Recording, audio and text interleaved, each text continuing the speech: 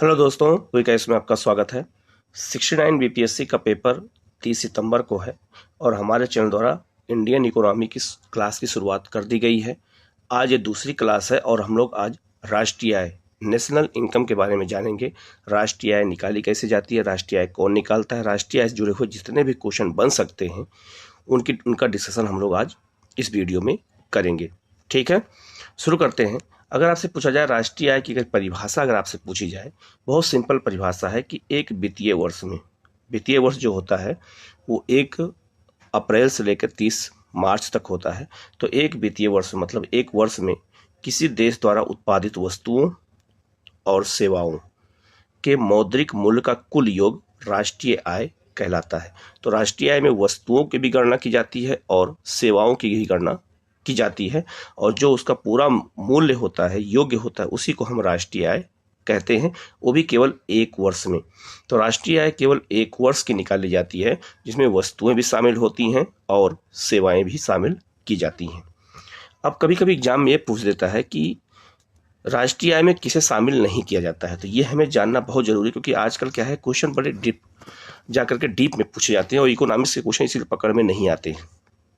तो याद रखिएगा, किसी भी देश के राष्ट्रीय आय में निम्नलिखित चीज़ों को शामिल नहीं करते हैं। जैसे मध्यवर्ती वस्तुओं के मूल्य को, जो वस्तुएं मान लीजिए कोई गाड़ी है, अगर सेकेंड हैंड गाड़ी कहीं बेची जा रही है तो वो मध्यवर्ती वस्तुओं के मूल्य में आता है, तो उसका मूल्य राष्ट्रीय आय में शामिल नहीं किया जाएगा। पुरानी वस्तुओं के मूल्य को शामिल नहीं किया जाएगा। घरेलू सेवाओं अथवा कार्य को, जो घर में महिलाएं पुरुष काम करते हैं, उसको राष्ट्रीय आय में शामिल नहीं करते। तो घरेलू सेवाओं को शामिल नहीं किया जाता है। जो नौकर लोग काम करते हैं घरों में, सर्वेंट लोग, उसको शामिल नहीं करते हैं। इसके अलावा वित्तीय परिसंपत्तियां जैसे अंशपत्र, ऋण पत्र आदि के क्रय विक्रय को भी राष्ट्रीय आय में शामिल नहीं किया जाता है। हस्तांतरण भुगतान जैसे पेंशन, वजीफा, लॉटरी जीतना, कोई लॉटरी जीत रहा है, जो वजीफा मिलता है जिसे हम लोग स्कॉलरशिप कहते हैं, और जो पेंशन मिलता है, इसको भी हम राष्ट्रीय आय में गणना नहीं करते हैं। और विदेशों से प्राप्त उपहार, जो विदेशों से उपहार प्राप्त होता है, उसको भी हम राष्ट्रीय आय में उसकी गणना नहीं करते हैं। तो ये 6 चीज़ों को आपको बिल्कुल याद रखना है जिनकी गणना राष्ट्रीय आय में नहीं की जाती है। आजकल क्वेश्चन ऐसे ही पूछ देते हैं कि इनमें से किसी की गणना राष्ट्रीय आय में नहीं करते हैं। तो अगर हम इसको डिटेल में नहीं जानेंगे तब तक हमें हमारे क्वेश्चन, इकोनॉमिक्स के क्वेश्चन हाथ से निकल जाएंगे और गलत हो जाएंगे। आप लोग चैनल को जरूर सब्सक्राइब कर लीजिएगा, बेल आइकन को प्रेस कर लीजिएगा, जिससे इस तरह की क्लास आपको लगातार मिलती रहे। और हमारे चैनल द्वारा बीपीएससी की तैयारी शुरू करा दी गई है। 30 सितंबर को पेपर है, तो आप लोग अभी से तैयारी करेंगे तभी जाकर के एग्जाम निकलेगा, नहीं तो एग्जाम निकलने वाला नहीं है, क्योंकि लगातार कंपटीशन भी बढ़ता जाएगा, सीट भी अच्छी खासी आ रही है, लोग फॉर्म भी ज़्यादा भरेंगे और लोग तैयारी करना शुरू भी कर चुके हैं। तो आप लोग भी पीछे बिल्कुल मत रहिए। शुरू करते हैं हम लोग आगे। अब यहाँ एक सवाल खड़ा होता है हमेशा कि राष्ट्रीय आय समिति, ये 1949 में बनाई गई थी। तो राष्ट्रीय आय समिति जो बनाई गई थी राष्ट्रीय आय की गणना करने के लिए, तो उसके अध्यक्ष कौन थे? पीसी महालनोबिस थे। ये आपको याद रखना है। राष्ट्रीय आय समिति कब बनाई गई थी? 1949 में बनाई गई थी। और इसमें 2 व्यक्ति और कौन थे? तो डॉक्टर आर गाडगिल और BKRB राव। ये 3 लोगों को मिला करके राष्ट्रीय आय समिति बनाई गई थी 1949 में। ये क्वेश्चन कई बार एग्जाम में आ चुका है, तो ये बहुत ही महत्वपूर्ण पॉइंट है, इसको बहुत अच्छे से याद करने की जरूरत है। इसके अलावा भारत राष्ट्रीय आय प्रति व्यक्ति आय की गणना का प्रथम प्रयास किसने किया था? तो दादा भाई नौरोजी ने किया था। 1867-68 में इन्होंने किया था और दादा भाई नौरोजी ने ही बताया था 1867 में कि भारत की प्रति व्यक्ति आय 20 रुपये है। अगर एग्जाम में आपसे पूछा जाए कि राष्ट्रीय आय और प्रति व्यक्ति आय का पहली बार आकलन किसने किया है, तो दादा भाई नौरोजी ने किया है। और कब किया है? तो 1867 में किया है। और कितनी प्रति व्यक्ति आय बताया था? 20 रुपये बताया था। ये काफ़ी महत्वपूर्ण पॉइंट है, इसको याद रखने की ज़रूरत है। इसके अलावा दादा भाई नौरोजी ने उनकी एक पत्रिका थी, पुस्तक थी, उसका नाम था poverty and un British rule in India. ठीक है, और इसी पुस्तक में उन्होंने बताया था कि राष्ट्रीय आय की गणना कैसे की जाती है और राष्ट्रीय आय की गणना के बारे में उन्होंने विस्तार से इसकी जानकारी दिया था। और यही पुस्तक है जिसमें उन्होंने ये बताया था कि जो है धन का बहिर्गमन सिद्धांत भी की व्याख्या भी किया था और बताया था कि कैसे ब्रिटिश सरकार हमारे धन को ले जा रही है और हमारे देश को गरीब करते हुए उसको ज़्यादा गरीब कर रही है। तो इसके बारे में भी दादा भाई नौरोजी ने अपने इसी पत्रिका में उन्होंने, ये पत्रिका कह सकते हैं या पुस्तक कह सकते हैं, जिसमें उन्होंने इसके बारे में व्याख्या किया था। तो राष्ट्रीय आय की गणना पहली बार कहाँ की गई थी? दादा भाई नौरोजी ने किया था, लंदन में किया था। ये भी याद रखिएगा, लंदन में किया था। और जो है किस पुस्तक में किया था और कब किया था मैंने बता दिया। इसको डिटेल में आप देखेंगे तो यहाँ से क्वेश्चन हमेशा एग्जाम में पूछा जाता है, तो आपसे क्वेश्चन गलत दोबारा नहीं होगा। राष्ट्रीय आय के अनुमान का प्रथम सरकारी आकलन कब किया गया? 1949-50 में किया गया था, वाणिज्य मंत्रालय के द्वारा। अगर आपसे पूछा जाए कि भारत में पहली बार राष्ट्रीय आय की गणना कब की गई थी, तो 1949-50 में, और किसके द्वारा किया गया था? तो वाणिज्य मंत्रालय के द्वारा किया गया था। ये आपको याद रखना है। इसके बाद है कि राष्ट्रीय आय का जो है, अगर पूछा जाए कि सर्वप्रथम वैज्ञानिक तरीके से राष्ट्रीय आय की गणना का काम किसने किया था, तो अर्थशास्त्री डॉक्टर BKRB राव ने। डॉक्टर BKRB राव ने पहले ऐसे लोग थे जिन्होंने राष्ट्रीय आय की गणना जो है वैज्ञानिक आधार पर किया था। और कब किया था? तो 1931 और 32 में किया था। और इन्होंने बताया था कि राष्ट्रीय आय उस समय 62 रुपये थी। अगर आपसे पूछा जाए कि दादा भाई नौरोजी ने राष्ट्रीय आय कितनी बताई थी, तो 20 रुपये प्रति व्यक्ति आय। और इन्होंने राष्ट्रीय आय जो बताया था प्रति व्यक्ति आय गणना भी इन्होंने किया था और बताया था कि 62 रुपये उस समय भारत की प्रति व्यक्ति आय थी। 1931-32 में इन्होंने वैज्ञानिक तरीके से राष्ट्रीय आय की गणना किया था। इसके अलावा भारत में राष्ट्रीय आय के आंकड़ों के लिए 1 अप्रैल से 31 मार्च तक के वित्तीय वर्ष के आधार पर निकाला जाता है। अगर आपसे पूछा जाए कि भारत में राष्ट्रीय आय की गणना के लिए आधार वर्ष क्या है, तो अलग चीज़ है, लेकिन वित्तीय वर्ष क्या है? तो वित्तीय वर्ष 1 अप्रैल से 31 मार्च, यही वित्तीय वर्ष है किसका? तो राष्ट्रीय आय निकालने का। तो राष्ट्रीय आय की हर एंगल को हम यहाँ पर कवर कर रहे हैं, जिससे क्वेश्चन आपका गलत ना होने पाए। भारत में राष्ट्रीय आय की गणना सांख्यिकी विभाग के अंतर्गत केंद्रीय सांख्यिकी संगठन CSO करता है, ठीक है। और राष्ट्रीय प्रतिदर्शा सर्वेक्षण संगठन, जिसे हम लोग कहते हैं NSSO कहते हैं, वो केंद्रीय सांख्यिकी संगठन की मदद करता है। तो जारी कौन करता है? तो केंद्रीय सांख्यिकी संगठन। लेकिन सर्वे के लिए आंकड़ा कौन इकट्ठा करता है? तो राष्ट्रीय प्रतिदर्शा सर्वेक्षण संगठन करता है। और ये दोनों मिल करके ही राष्ट्रीय आय के आकलन को निर्धारित करते हैं।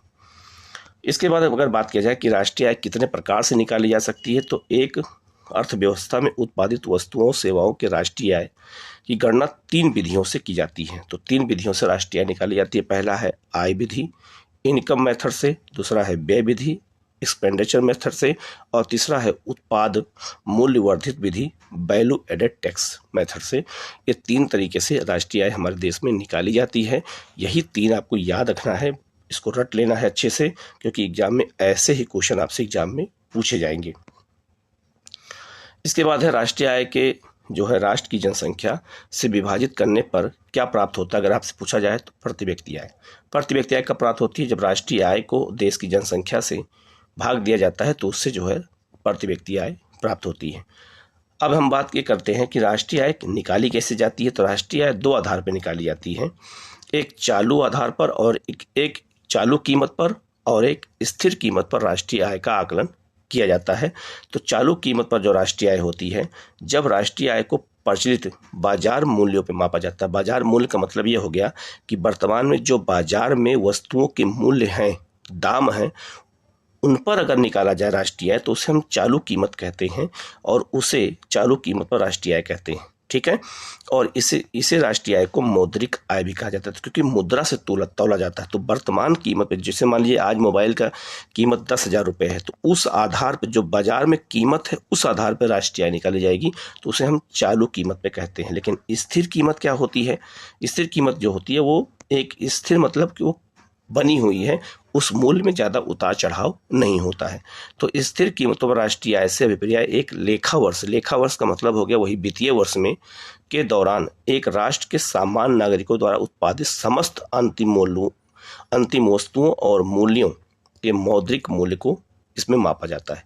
तो स्थिर मूल्य जो है ये ज़्यादा स्ट्रांग, ज़्यादा अच्छा इसी को माना जाता है, और भारत में राष्ट्रीय आय इसी आधार पर निकाली जाती है। और ये भी या जो स्थिर मूल्य पर राष्ट्रीय आय निकाली जाती है, वो किसी भी देश के आर्थिक विकास का सही सूचक निर्धारित करती है। अगर आपसे पूछा जाए कि राष्ट्रीय आय सबसे अच्छा किस कीमत पर होती है, तो स्थिर कीमत पर होती है, जिससे किसी देश के आर्थिक विकास का सही आकलन निकाला जाता है।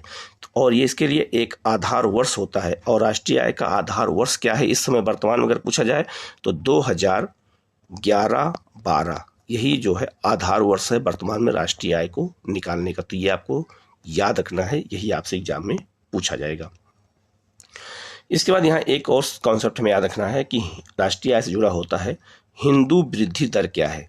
तो हिंदू वृद्धि दर का तात्पर्य भारतीय अर्थव्यवस्था में राष्ट्रीय अथवा वास्तविक वृद्धि दर से संबंधित है। और हिंदू वृद्धि दर की अवधारणा किसने प्रतिपादित किया था? प्रोफेसर राजकृष्ण ने प्रतिपादित किया था। तो ये आपसे पूछा जा सकता है। तो हिंदू वृद्धि दर जो है ये मत समझिएगा हिंदू धर्म से संबंधित है, नहीं, वो भारतीय अर्थव्यवस्था में वास्तविक वृद्धि दर से संबंधित की जो दर होती है उसी को यहाँ पर हिंदू वृद्धि दर कहा गया है। और इसका प्रतिपादन किसने किया था? प्रोफेसर राजकृष्ण ने किया था। तो ये पॉइंट आपको याद रखना है और इसको धर्म से बिल्कुल मत जोड़ के देखिएगा, क्योंकि ये धर्म से इसका कोई संबंध नहीं है। ठीक है, अब हम लोग थोड़ा आगे बढ़ते हैं। अब हम लोग सकल घरेलू उत्पाद की बात कर लेते हैं कि जीडीपी किसे कहते हैं। और जीडीपी का फुल फॉर्म होता है ग्रॉस डोमेस्टिक प्रोडक्ट। सकल का मतलब यहाँ होता है ऑल, पूरे देश की बात हो रही है, उसी को ग्रॉस कहा जाता है। ग्रॉस डोमेस्टिक प्रोडक्ट को जीडीपी कहते हैं। तो जीडीपी निकालने में क्या कैसे निकाला जाता है जीडीपी? तो एक लेखा वर्ष, यहाँ भी वही लेखा वर्ष की बात हो रही है, वित्तीय वर्ष की, और एक देश की सीमा के अंदर सभी उद्यमियों, चाहे वे निवासी हो या अनिवासी हो, मतलब चाहे कोई भारतीय हो चाहे कोई विदेशी हो, जो भी लोग यहाँ पर काम करते हैं भारत में, भारत के अंदर काम करते हैं और जिन चीज़ों को उत्पादन करते हैं सबको मिला करके जीडीपी निकाला जाता है। ठीक है, तो सकल घरेलू उत्पाद इसको कहा जाता है, जिसमें निवासी भी शामिल होते हैं और अनिवासी भी शामिल होते हैं। मान लीजिए कोई अमेरिका का व्यक्ति भारत में रहकर काम करता है तो वो भी जीडीपी का हिस्सा माना जाएगा। ठीक है, तो इस प्रकार के देश में सामान्य नागरिकों द्वारा और विदेशों में की गई मूल्य वृद्धि संबंधित देश के सकल घरेलू उत्पाद का भाग होता है। तो इसका मतलब, कहने का मतलब बहुत सिंपल है कि चाहे वो देश की सीमा के अंदर, चाहे वो निवासी हो चाहे अनिवासी हो, जो भी उत्पादन वृद्धि का काम करेगा सब जीडीपी में शामिल किया जाता है। जीडीपी से थोड़ा एक स्टेप आगे बढ़ेंगे तो एक होता है सकल राष्ट्रीय उत्पाद, जीएनपी। अब जीएनपी क्या है? तो जीएनपी कैसे निकाला जाता है, कभी कभी वो सूत्र पूछ देते हैं। तो सकल राष्ट्रीय उत्पाद, इसको कहते हैं इंग्लिश में कहते हैं ग्रॉस नेशनल प्रोडक्ट कहते हैं। सकल राष्ट्रीय उत्पाद से आशय एक वर्ष की अवधि में एक देश के सामान्य नागरिकों के द्वारा देश की घरेलू सीमा के अंदर या बाहर उत्पादित की गई अंतिम वस्तुओं और सेवाओं के सकल मूल्य को। याद रखेगा, इसमें विदेशों के जो विदेशी होते हैं उनके मूल्य को शामिल नहीं करते हैं। जीडीपी में विदेशियों के मूल्य को शामिल करते हैं, लेकिन जीएनपी में सकल राष्ट्रीय उत्पाद में विदेशों से प्राप्त मूल्य को शामिल नहीं करते हैं। इसका सूत्र है जीएनपी, ये लिखा हुआ है, बराबर जीडीपी प्लस किसको जोड़ेंगे? X minus M. अब एक्स एम क्या है? तो जीडीपी तो ये पूरा हो गया, इसमें प्लस क्या हो गया? एक्स। तो एक्स का मतलब ये हो गया देशवासियों द्वारा विदेशों में अर्जित आय। मान लीजिए कोई व्यक्ति सऊदी अरब में काम कर रहा है, भारत का रहने वाला है, अमेरिका में काम कर रहा है, इंग्लैंड में काम कर रहा है, तो जो वहाँ से पैसा कमा रहा है वो पैसा जो भारत भेजेगा वो सब जीएनपी में शामिल किया जाएगा। ठीक है, और जो विदेशियों द्वारा देश में अर्जित आय वो माइनस कर दी जाती है, वो माइनस एम हो गया। अब मान लिया कोई अमेरिका का व्यक्ति भारत में रह के काम कर रहा है, कोई श्रीलंका का व्यक्ति भारत में रह के काम कर रहा है, तो विदेशों में पैसा भेज रहा है ना, अपने देश को भेज रहा है, तो उसको यहाँ माइनस कर देंगे। तो याद रखिएगा, इसमें प्लस एक्स जो हो गया ये देशवासियों द्वारा विदेशों में अर्जित आय हो गई, और एम जो माइनस किया गया है इसमें में से वो विदेशियों द्वारा देश में अर्जित आय, तो वो अपने देश भेज रहा है, और जो हमारे देश के लोग वहाँ कमा रहे हैं वो यहाँ भारत आ रहा है। तो इसमें एक को प्लस कर देते हैं, एक को माइनस कर देते हैं, और क्या मिल जाता है? जीएनपी प्राप्त हो जाता है। इसके बाद है आगे शुद्ध राष्ट्रीय उत्पाद किसे कहते हैं, जिसे हम एनएनपी कहते हैं, नेट नेशनल प्रोडक्ट। एनएनपी क्या है? शुद्ध राष्ट्रीय उत्पाद ज्ञात करने के लिए जीएनपी में पूंजी स्टॉक की खपत मूल्य ह्रास को घटा देते हैं। इसका मतलब ये हो गया कि एनएनपी कैसे निकाली जाती है? तो जीएनपी में से माइनस ह्रास को कर देते हैं। ह्रास मतलब जो कमियां जहां जहां पैसा खर्च करते हैं उन सबको हटा देते हैं, डिप्रिसिएशन कर देते हैं, को हटा देते हैं, और हमें क्या मिल जाता है? एनएनपी। तो ये चीज़ याद रखना, सबसे पहले होता है इसमें क्या? जीडीपी। तो जीडीपी से हम क्या निकालते हैं? तो जीडीपी से हम निकालते हैं जीएनपी। ठीक है, और फिर जीएनपी से हम क्या निकालते हैं? एनएनपी निकालते हैं, एनएनपी। ठीक है, तो ये देखो यहाँ पे लिखा है जीएनपी। तो सर्वप्रथम हम लोग क्या करते हैं?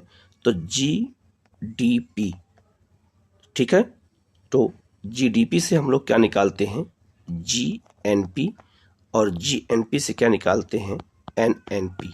ठीक है, तो ये सब चीज़ें एग्जाम में जब आता है तो गलत होने का चांस ज़्यादा होता है, क्योंकि हमें इसकी विशेषता या इसकी परिभाषा हमें पता नहीं होता है। ठीक है, इसके बाद हम लोग बात कर लेते हैं केंद्रीय सांख्यिकी संगठन किसे कहते हैं, जो है CSO। ये CSO जो है बार बार एग्जाम में आता है कि केंद्रीय सांख्यिकी संगठन क्या है। तो केंद्रीय सांख्यिकी संगठन की स्थापना 2 मई 1951 को की गई थी। पहला ये क्वेश्चन बन जाएगा। दूसरा, इसका मुख्यालय कहाँ है, नई दिल्ली में है। ठीक है, और इसका जो है इसकी औद्योगिक सांख्यिकी शाखा कहाँ है, कोलकाता में स्थित है। CSO अपना वार्षिक प्रकाशन राष्ट्रीय लेखा सांख्यिकी के नाम से जारी करता है, और CSO ने राष्ट्रीय आय संबंधी आंकड़ों के लिए आधार वर्ष सबसे पहले क्या बनाया था, 1999 2000 को, फिर बदल के 2004-5 कर दिया, और अब 30 जनवरी 2015 से आधार वर्ष से 2011-12 तक एग्जाम में पूछा जाए आपसे कि राष्ट्रीय आय का आकलन कौन करता है, तो केंद्रीय सांख्यिकी संगठन करता है। और आधार राष्ट्रीय आय निकालने का आधार वर्ष क्या है, तो 2011 और 12 है। ये बहुत महत्वपूर्ण पॉइंट है, इसको आपको याद रखना है। ठीक है, राष्ट्रीय नमूना सर्वेक्षण क्या होता है, जिसे हम लोग NSSO कहते हैं। तो याद रखिएगा, राष्ट्रीय नमूना सर्वेक्षण जो है इसकी स्थापना 1950 में की गई थी। ठीक है, और ये आंकड़ों को निकालना ये सब इनका काम है, और इसका पुनर्गठन किया गया था 1971 में, और इसका नाम रख दिया गया था राष्ट्रीय नमूना सर्वेक्षण संगठन, NSSO कर दिया गया था। ठीक है, बस इसमें हमें इतना चीज़ हमें याद रखना है। आगे चल करके 12 जुलाई 2006 को प्रोफेसर सुरेश तेंदुलकर की अध्यक्षता में एक राष्ट्रीय सांख्यिकी आयोग बनाया गया था, जिस कारण से NSSO अर्थहीन हो गया, उसका काम कम, मतलब कि उसका महत्व कम हो गया, और NSS जो है इसका जो है काम वही देखने लगा। आगे चल के क्या हुआ, राष्ट्रीय सांख्यिकी आयोग के गठन की संस्तुति किसने किया था, तो C रंगराजन समिति ने किया था, जिसका गठन 1 जून 2005 को किया गया। तो इसमें हमें बहुत कॉम्प्लिकेटेड नहीं जाना है, इसमें बस हमें इतना याद रखना है कि जो है राष्ट्रीय आय निकालने के लिए NSS जो है वो आंकड़ा इकट्ठा करता है, और वो किसको दे देता है, केंद्रीय सांख्यिकी संगठन को, और केंद्रीय सांख्यिकी संगठन उसके आधार पर राष्ट्रीय आय की गणना करके उसको प्रकाशित करती है। बहुत सिंपल, इतना जान लेना है बस। ठीक है, आगे बढ़ते हैं हम लोग। इकोनॉमिक के इंपॉर्टेंट क्वेश्चन देख लेते हैं, जो राष्ट्रीय आय जुड़े हुए क्वेश्चन जो एग्जाम में आपसे पूछे गए हैं या पूछे जा सकते हैं। जैसे पहला क्वेश्चन है, निम्नलिखित में से कौन सा भारत के घरेलू उत्पाद में सर्वाधिक अंशदान करता है। तो सबसे अधिक जो है घरेलू उत्पाद में सबसे ज़्यादा अंश किसका होता है, तो सेवाओं का होता है, सर्विस का होता है, सबसे ज़्यादा योगदान इसी का होता है। दूसरा है, निम्नलिखित में से कौन सा लक्षण भारतीय अर्थव्यवस्था का नहीं है। तो भारतीय अर्थव्यवस्था का कौन सा लक्षण नहीं है, तो प्राकृतिक संसाधनों की कमी हमारे यहाँ नहीं है, जो है ये हमारे अर्थव्यवस्था का लक्षण नहीं है। जबकि पूंजी निर्माण की न्यून दर है, प्रति व्यक्ति आय कम है हमारे यहाँ, श्रम की न्यून कार्यबल है। ये सब हमारी अर्थव्यवस्था की विशेषता है, लेकिन ये अर्थव्यवस्था की विशेषता नहीं मानी जाती है। नेक्स्ट है, भारत में सेवा क्षेत्र में क्या क्या शामिल है। तो सेवा क्षेत्र में होटल को शामिल किया जाता है, यहाँ सर्विस दी जाती है। परिवहन और संचार, ये भी सर्विस देता है। तो 2 और 3 इसका आंसर हो जाएगा बी। इस तरह के क्वेश्चन आपसे एग्जाम में पूछे जाएंगे। जबकि खनन उत्खनन जो है और वानिकी और मत्स्य, ये सब कृषि क्षेत्र में शामिल होते हैं, प्राथमिक क्षेत्र का हिस्सा माना जाता है। नेक्स्ट क्वेश्चन है, आर्थिक नियोजन के युग के प्रारंभ से भारत की सकल राष्ट्रीय आय में कृषि का हिस्सा क्या हुआ है। तो जब से देश हमारा आज़ाद हुआ है तो कृषि का हिस्सा जो है राष्ट्रीय आय में क्या है, निरंतर कम होता रहा है। ये बहुत महत्वपूर्ण पॉइंट है, ना तो बढ़ा है, ना तो पहले से रहा, ना कुछ नहीं रहा, लगातार कम होता चला गया था। जब देश आज़ाद हुआ तो उसमें 52% योगदान कृषि का क्षेत्र था। आज यह लगभग कितना हो गया, 11 से 12% के बीच में सिमट चुका है। नेक्स्ट है, भारत में राष्ट्रीय आय का आकलन कौन करता है। ये क्वेश्चन बार बार पूछा जाता है। तो ये आकलन इसका केंद्रीय सांख्यिकी संगठन द्वारा किया जाता है। नेक्स्ट है, भारत में हिंदू समृद्धि दर निम्नलिखित में से किससे संबंधित है। तो याद रखिएगा, हिंदू समृद्धि दर जो मैंने आपसे बात किया था, यह है राष्ट्रीय आय से संबंधित है। इसका किसी धर्म से कोई लेना देना नहीं है। बंद अर्थव्यवस्था, क्लोज्ड इकोनॉमी से आप क्या समझते हैं। तो बंद अर्थव्यवस्था किसे कहते हैं, जहां आयात और निर्यात नहीं होता है, उसे हम क्या कहते हैं, बंद अर्थव्यवस्था कहते हैं। नेक्स्ट क्वेश्चन है, भारतीय अर्थव्यवस्था ने किस वर्ष में सर्वाधिक वृद्धि दर्ज की थी। तो भारतीय अर्थव्यवस्था ने सबसे अधिक वृद्धि कब दर्ज की थी। तो 2000, याद रखिएगा बहुत इंपॉर्टेंट है ये, 10 और 11 में सबसे अधिक वृद्धि दर्ज की गई थी। नेक्स्ट है, जैसे जैसे अर्थव्यवस्था का विकास होता है वैसे वैसे जीडीपी में तीसरे क्षेत्र का अंश क्या हो जाता है, तो बढ़ता है। ठीक है, तो इसका आंसर हो जाएगा बढ़ता है। तो सेवा क्षेत्र का जो है, जैसे जैसे अर्थव्यवस्था बढ़ रही है वो सेवा क्षेत्र का अर्थव्यवस्था में योगदान बढ़ रहा है और कृषि क्षेत्र का योगदान घट रहा है। भारत की अर्थव्यवस्था कैसी है, अगर ये आपसे पूछा जाए कैसी है, तो इसका आंसर हो जाएगा आपका विकासशील। हमारे देश की अर्थव्यवस्था कैसी है, विकासशील है। नेक्स्ट है, किसी देश की आर्थिक समृद्धि का सबसे उपयुक्त मापदंड क्या होता है, तो प्रति व्यक्ति वास्तविक आय। प्रति व्यक्ति वास्तविक आय ही किसी देश की आर्थिक समृद्धि का सबसे अच्छा सूचक माना जाता है। ये बहुत महत्वपूर्ण है। नेक्स्ट क्वेश्चन है, भारत में पूंजी निर्माण के आंकड़े एकत्रित करने का काम कौन करता है, तो भारत में जो है भारतीय रिजर्व बैंक और केंद्रीय सांख्यिकी संगठन, यही दो मिल करके पूंजी निर्माण के आंकड़े इकट्ठा करते हैं। ये सब क्वेश्चन एग्जाम में बार बार आपसे पूछे जाएंगे। नेक्स्ट है, भारत का राष्ट्रीय आय का प्रथम मापन किया गया था किसके द्वारा, दादा भाई नेहरू के द्वारा। नेक्स्ट है, किसी देश की समृद्धि आर्थिक समृद्धि की सर्वाधिक उपयुक्त माप क्या होती है। मान लीजिए कोई देश है तो उसके आर्थिक समृद्धि कर रहा है, तो किस आधार पर उसको मापा जाता है, तो प्रति व्यक्ति उत्पाद के आधार पर ही किसी देश की समृद्धि को पैमाना मापा जाता है। हरा सूचकांक किसे कहते, विकसित किसने किया है, तो हरा सूचकांक ग्रीन इंडेक्स कौन जारी करता है, ये बहुत महत्वपूर्ण पॉइंट है और यह विश्व बैंक के द्वारा जारी किया जाता है। और एक है, जोखिम पूंजी से आप क्या समझते हैं। जोखिम पूंजी किसे कहते हैं, तो जोखिम पूंजी कहा जाता है किसको, तो नए उद्यमियों को उपलब्ध कराई गई दीर्घकालीन प्रारंभिक पूंजी। ये जोखिम भरी पूंजी होती है क्योंकि इसको डूबने का खतरा ज़्यादा होता है, क्योंकि नए नए जो उद्यमी होते हैं, नए व्यापारी होते हैं, वो व्यापार तो करते हैं लेकिन पैसा डूबने का खतरा ज़्यादा होता है, तो उसको जो है इकोनॉमी की भाषा में क्या कहते हैं, जोखिम पूंजी कहा जाता है। ये बहुत महत्वपूर्ण पॉइंट है। तो इस तरह के क्वेश्चन भी हम लगातार आपको देते रहेंगे। चैनल को जरूर सब्सक्राइब कर लीजिएगा, बेल आइकन को प्रेस कर लीजिएगा, जिससे इस तरह की लगातार आपको क्लास मिलती रहे। और इस बार हमारा पूरा यही प्रयास है कि एक भी टॉपिक छोड़ा नहीं जाएगा। हर टॉपिक से आपसे क्वेश्चन आपको मैं उपलब्ध करा दूंगा, क्वेश्चन उपलब्ध कराऊंगा। साथ में जो है टेस्ट सीरीज भी हमारी चलती रहेगी। और हमारे टेलीग्राम चैनल को भी ज्वाइन कर सकते हैं, वहाँ आपको सारा PDF सारा सब कुछ मिल जाएगा। टेलीग्राम का लिंक इसी वीडियो के कमेंट में शेयर कर दूंगा, आप वहाँ से ज्वाइन कर सकते हैं। यानी अगर कोई भी डाउट हो, वीडियो में कोई क्वेश्चन में डाउट हो, तो आप कमेंट करके पूछ सकते हैं। वीडियो कैसा लगा कमेंट करके जरूर बताइएगा। Okay, thank you.